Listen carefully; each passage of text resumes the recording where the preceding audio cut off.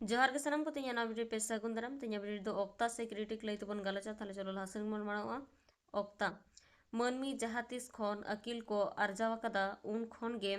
आकोआ मोने रे एटा होड़ दुसव रेया हेवा हो मोने रे पटको एकात कोआ नवा दुसव रेया हेवा दो मोटा मोटी जोतो होड़ा बोहो रगे मेना दुसव रेया मेने दो हुयुक कना जहाय गे कमी दुसव नवा दुसव के मोने खन ओडोक कते मोचा हरते आर मिद होड़ सामांग रे फोटेल लेन खान सांताड़ कोदो ओनागे ऑक्ता को मेनेत कना ऑक्तो पारमो साव सावते ऑक्ता हो आजा ठौकई पासनाव कदा नवा दो मोचा खन ऑल बेल रे हो हेज अकना ऑल बेल रे हेज एन खान नवा गे सावहेदिया ऑक्ता को मेता कना ऑक्ता रिया टोठा ओसारेन खान नवा रिया मेनेत हो अरु इदियना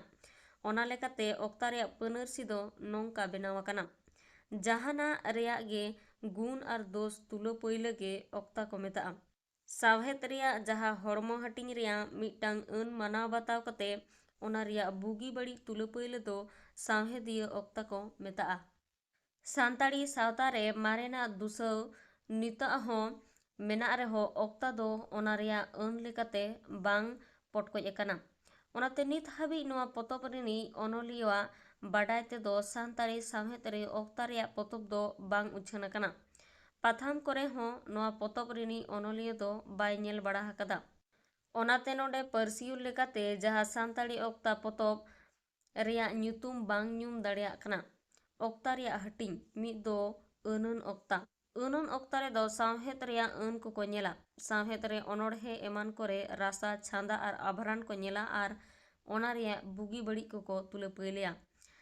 बार दो ठाड़ ऑक्ता सावहेद रे जहा तीन रे ओना रिया बुगी बड़ी से गुण दोष को नेल कते ओना को ठाड़ गोटाया उनकाना को दो ठाड़ ऑक्ता को मेता गेसेर ऑक्ता सावहेद रिया ओरसोंग ते गेसेर कते ऑक्ता एहोब लेन खान उनकाना दो गेसेर ऑक्ता को मेता पुन रिया दो बिनिसड़ी ऑक्ता सावहेद रे जहा हड़मो हटिंग रिया गे जोतो पास्टा खन तुलो पइले कते बिनिसड़ियाते ऑक्ता गे बिनिसड़ी ऑक्ता को मेता मिद बार अकिलान को मेना कदा ऑक्ता दो गेलमिद गोटांग मेना कदा ओना को तुलनात्मक प्रोविजन निर्णयात्मक ऐतिहासिक व्याख्यात्मक चरितात्मक मनोवैज्ञानिक प्रगतिवाद सौंदर्यवादी रूपवादी आर पाठकीय वीडियो तो नोडी की मुचादेना वीडियो मुचादे बिन लगी सनम को गेसे से सरहा नेक्स्ट चैनल वीडियो ते सेटर थिन नोडी की मुचादे सनम को सगुन जोहार।